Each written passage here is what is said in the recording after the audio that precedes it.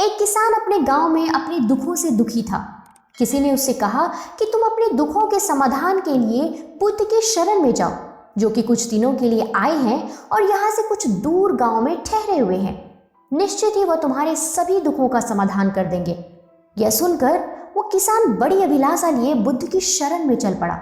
यह विचार लिए कि बुद्ध उसकी सारी परेशानियों से, मानसिक पीड़ा से निकाल देंगे।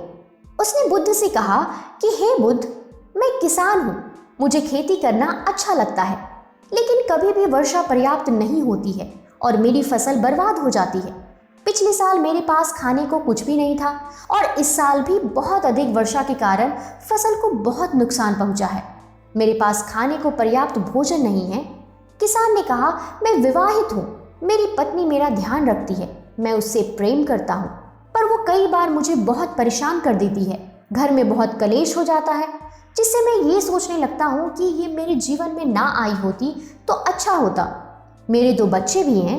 कई बार मेरे बच्चे भी मेरी अनादर और अवहेलना कर देते हैं, मेरी बातों का पालन नहीं करते। किसान अपने दुखी जीवन की तमाम ऐसी बातें लगातार बुद्ध को बताए जा रहा होता है। बुद्ध ध्यानपूर्वक उस दुखी किसान की समस्याएं सुनते रहे। जीवन की तमाम समस्याएं बताने के बाद जब कुछ मन हल्का हुआ तो वो चुप हो गया। अब उसके पास कुछ अन्य समस्या बतानी शेष नहीं थी। वो अब शांत बैठकर बुद्ध की ओर देख रहा था और समस्याओं का उपाय पाने के लिए बुद्ध के जवाब का इंतजार कर रहा था, किंतु बुद्ध मौन थे। किसान फिर बोला कि हे बुद्ध, मैं आपकी शरण में आया हूँ, कृपया मेरे जीवन की इन समस्याओं का समाधान करें। बुद्ध ने कहा, मैं तुम्हारी कोई सहायता नहीं कर सकता। किसान ने अचंभित होकर कहा, अरे ये क्या कह रहे हैं आप? सभी कहते हैं कि आप सभी के दुखों का समाधान निकालते हो, तो क्या आप मेरे दुखों का निवारण नहीं करेंगे इसलिए कि मैं गरीब किसान हूं? बुद्ध ने कहा, सभी के जीवन में कठिनाइयां आती है। जीवन में दुख परेशानियों का आना स्वाभाविक है। मनुष्य के जीवन में उसके कर्म के अनुसार अक्सर परिस्थितियों में बदलाव आता रहता है, जो सुख दुख, निराशा, क्रोध का कारण बनती है। नए रिश्ते बनना, पुराने रिश्तों का बिगड़ना, रिश्तों में मिठास, कड़वाहट, यह सब सामान्य है।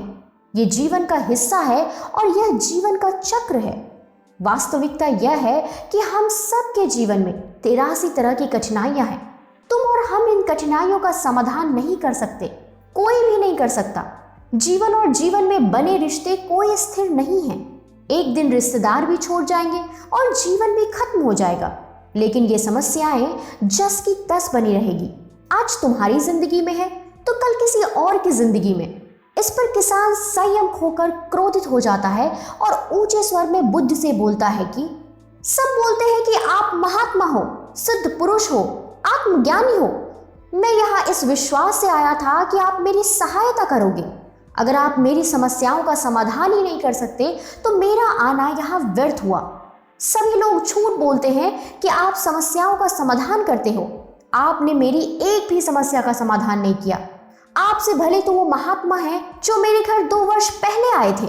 उन्होंने मेरे से यज्ञ करवाया, दान दक्षिणा करवाई और मेरे मन को अपार शांति मिली। कुछ सुख भी पाया और कुछ दुख भी कम हुए, लेकिन आपने तो मेरी किसी भी समस्या का समाधान ही नहीं निकाला। आपने तो सीधा मुझे मना कर दिया। बुद्ध ने कहा, क्या तुम्हारे वो सब करने से जीवन में सभी दुख समाप्त हो चुके हैं? इतना करने के बाद भी तुम अब इतने परेशान क्यों हो? अब तो पहले से भी अधिक दुखों से घिर गए हो। तात्पर्य यह है कि जीवन में दुख कभी समाप्त नहीं होते। किसान ने कहा, तो क्या ये मैं मान लूं कि आप मेरी कोई मदद नहीं कर सकते? यदि आप इतनी छोटी छोटी बातों का समाधान नहीं कर सकते तो आपकी शिक्षाएं किस काम की? बुद्ध ने कहा, मैं तुम्हारी 83 समस्याओं का समाधान तो नहीं कर सकता, पर हाँ, मैं तुम्हारी 84वीं समस्या का समाधान जरूर कर सकता हूँ। किसान ने अचंभित होकर कहा कि 84वीं समस्या? यह कौन सी समस्या है बुद्ध? बुद्ध ने कहा कि वह यह है कि तुम नहीं चाहते कि तुम्हारे जीवन में कोई समस्या हो। इसी समस्या के कारण ही तुम्हारी सारी समस्याओं का जन्म हुआ है। अगर तुम इस बात को स्वीकार कर लो कि जीवन में समस्या होती ही है, समस्याएं जीवन का हिस्सा है, तो तुम्हें जीवन की समस्याएं विचलित नहीं कर पाएगी। तुम जीवन में आने वाली समस्याओं से इसलिए विचलित होते हो क्योंकि तुम्हें लगता है कि तुम दुनिया में सबसे ज्यादा दुखी हो। जबकि सच यह है कि हर किसी को अपना ही दुख सबसे अधिक लगता है।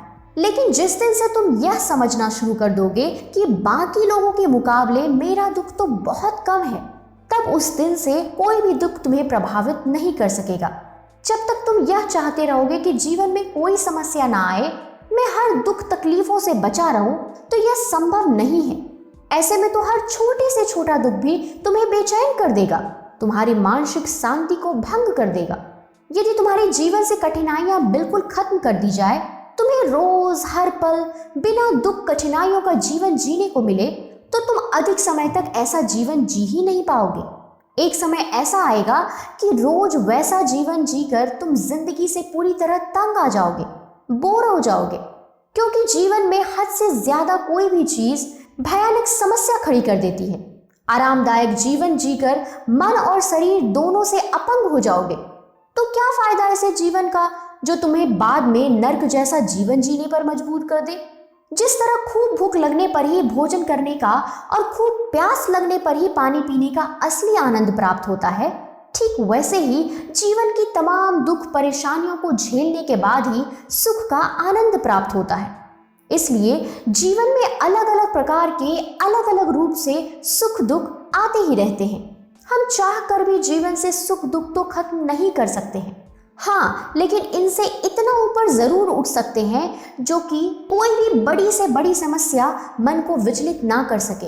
इसलिए अपने मन को शक्तिशाली बनाओ, संयम रखो, रोज ध्यान लगाओ, आध्यात्म ज्ञान प्राप्त करो। यही तुम्हारे जीवन की तमाम समस्याओं का समाधान है। इसी को जीवन की 84वीं समस्या का समाधान कहा गया है। महात्मा बुद्ध का यह अद्भुत ज्ञान प्राप्त कर किसान तृप्त हो गया, उसका मन पूरी तरह हल्का हो गया। परेशानियों का जो कौतूहल मन को परेशान कर रहा था वह शांत हो गया। किसान आंखें बंद कर आनंद का अनुभव करने लगा। किसान को अब समझ आ गया था कि वो अब तक क्या गलती कर रहा था, और अंत में किसान बुद्ध की शरण में गिर पड़ा।